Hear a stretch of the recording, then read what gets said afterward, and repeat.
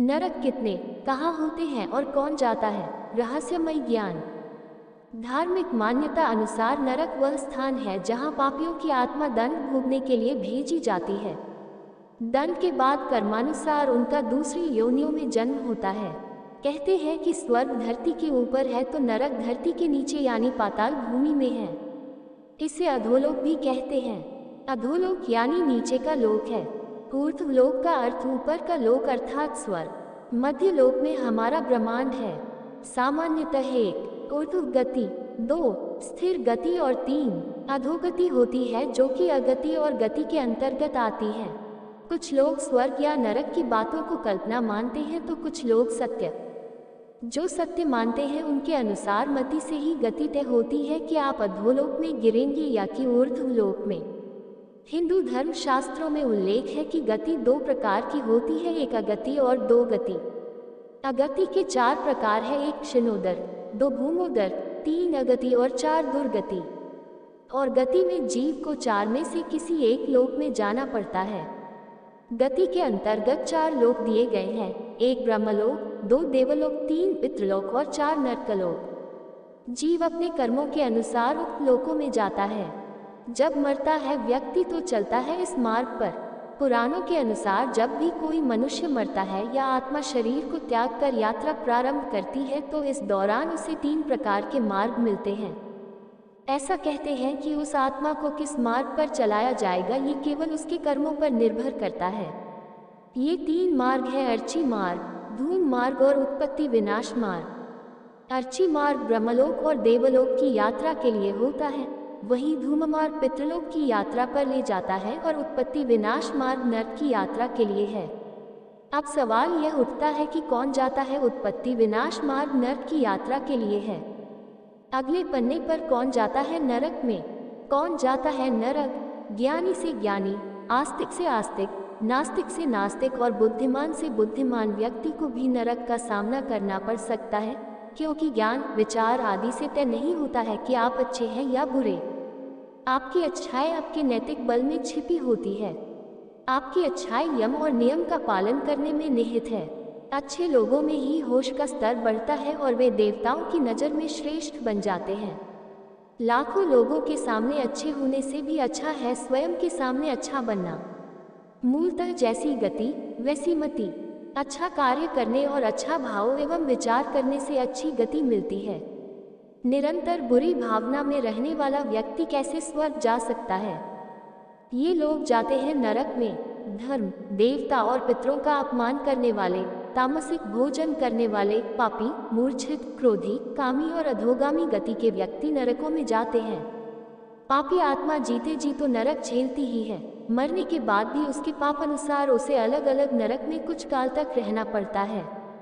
निरंतर क्रोध में रहना, कलह करना, सदा दूसरों को धोखा देने का सोचते रहना, शराब पीना, मांस भक्षण करना, दूसरों की स्वतंत्रता का हनन करना और पाप करने के बारे में सोचते रहने से व्यक्ति का चित्त खराब होकर नीचे के लोक में गति करने लगता है और मरने के बाद वह स्वतः ही नरक में गिर जाता है।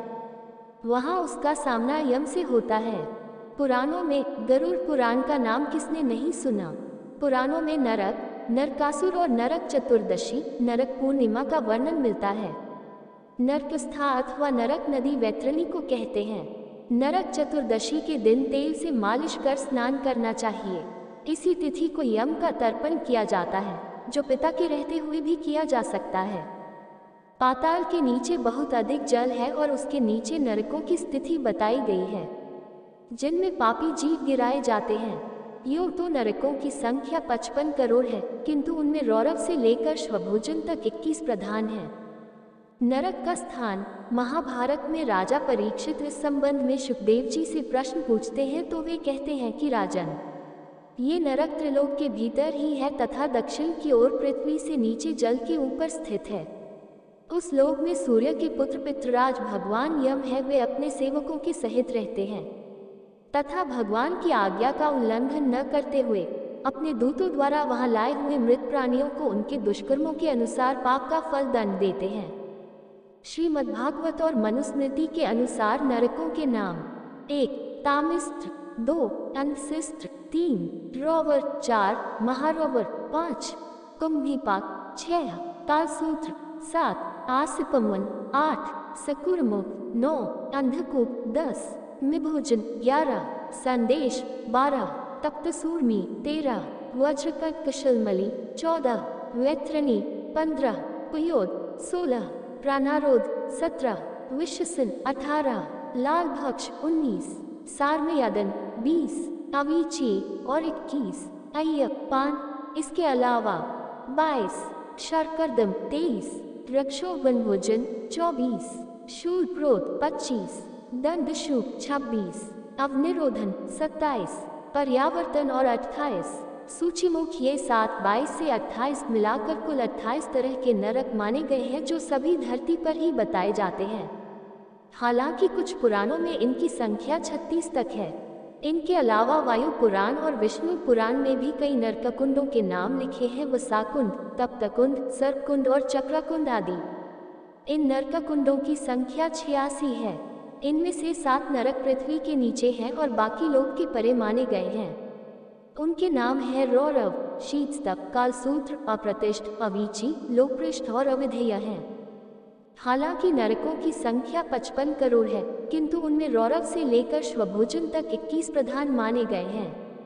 उनके नाम इस प्रकार है: रौरव, शुक, रौग, ताल, विश्वसन, महाज्वाल, तप्तकुंभ, लवण, विमोहक, रुधिरांध, वैतरणी, कृमिश, कृमिभोजन, असिपुत्रवन, कृष्ण, भयंकर, लाल भक्ष, पापमय, कुइमह, वहिज्वाल, अधाशिरा, संदर्श, कालसूत्र, तमोमय, अविची, श्वभोजन और प्रतिभाशून्य, अपर अवीची तथा ऐसे ही और भी भयंकर नरक हैं। क्या सचमुच नरक या स्वर्ग होते हैं?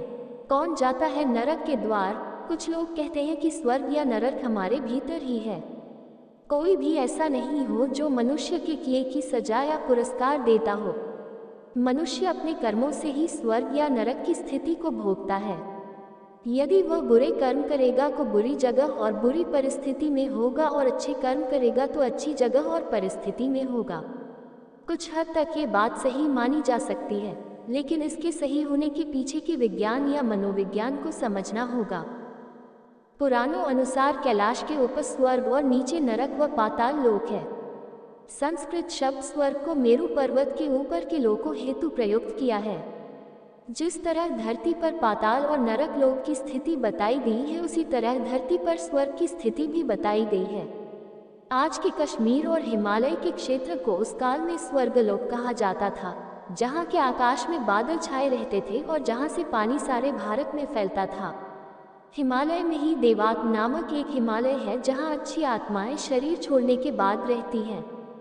पुराणों अनुसार जीवात्मा 84 लाख योनियों में भटकने के बाद मनुष्य जन्म पाती है, अर्थात नीचे से ऊपर उठने की इस प्रक्रिया को ही ऊर्ध्वगति कहते हैं। यदि मनुष्य अपने पाप कर्मों के द्वारा फिर से नीचे गिरने लगता है तो उसे अधोगति कहते हैं। अधोगति में गिरना ही नरक में गिरना होता है। जिस तरह हमारे शरीर जब रात्रि में अचेत होकर सो जाता है तब हम हर तरह के स्वप्न देखते हैं। यदि हम लगातार बुरे स्वप्न देख रहे हैं तो यह नरक की ही स्थिति है। यह मरने के बाद अधोगति में गिरने का संकेत ही है। वर्तमान में 84 लाख योनियों से भी कहीं अधिक योनियां हो गई होगी। हालांकि पुरानी गणना अनुसार निम्नलिखित 84 लाख योनियां थी। इस आप संख्या में न लेकर प्रकार में लें। तारांकन पेड़ पौधे 30 लाख, तारांकन कीड़े मकोड़े 27 लाख, तारांकन पक्षी 14 लाख, तारांकन पानी के जीव जंतु 9 लाख, तारांकन देवता मनुष्य पशु 4 लाख। किस नरक में कौन जाता है? बहुत से ऐसे लोग हैं जिन्होंने मनमाने यज्ञ कर्म, त्योहार, उपवास और पूजा पाठ का आविष्कार कर लिया है तथा जो मनगढ़ंत तांत्रिक कर्म भी करते हैं। ऐसे दूषित भावना से तथा शास्त्र विधि के विपरीत यज्ञ आदि कर्म करने वाले पुरुष क्रमिश नरक में गिराए जाते हैं। इस प्रकार के शास्त्र निषिद्ध कर्मों के आचरण रूप पापों से पापी सहस्त्रों अत्यंत घोर नरकों में अवश्य गिरते हैं। बहुत से मनुष्य भोजन करते व्यक्त किसी का स्मरण नहीं करते और भोजन के नियमों को नहीं मानते। इसका उनके जीवन पर प्रभाव पड़ता है। पुराणों में कहा गया है कि जो देवताओं तथा पितरों का भाग उन्हें अर्पण किए बिना ही अथवा उन्हें अर्पण करने से पहले ही भोजन कर लेता है, वह लालभाक्ष नामक नरक में यमदूतों द्वारा गिराया जाता है। पुराणों अनुसार झूठी गवाही देने वाला मनुष्य रौरव नरक में पड़ता है। बुओं और सन्यासियों को कहीं बंद करके रोक रखने वाला पापी रोग नरक में जाता है। मदिरा पीने वाला शूकर नरक में और नरहत्या करने वाला ताल नरक में गिर जाता है। गुरु पत्नी के साथ व्यभिचार करने वाला पुरुष तप्त कुंभ नामक नरक में तड़पाया जाता है। जो अपने भक्त की हत्या करता है उसे तप्तलोह नरक में तपाया जाता है। गुरुजनों का अपमान करने वाला पापी महाज्वाल नरक में डाला जाता है। गरुड़ पुराण अनुसार वेद शास्त्रों का अपमान करने और उन्हें नष्ट करने वाला लवण नामक नरक में गलाया जाता है।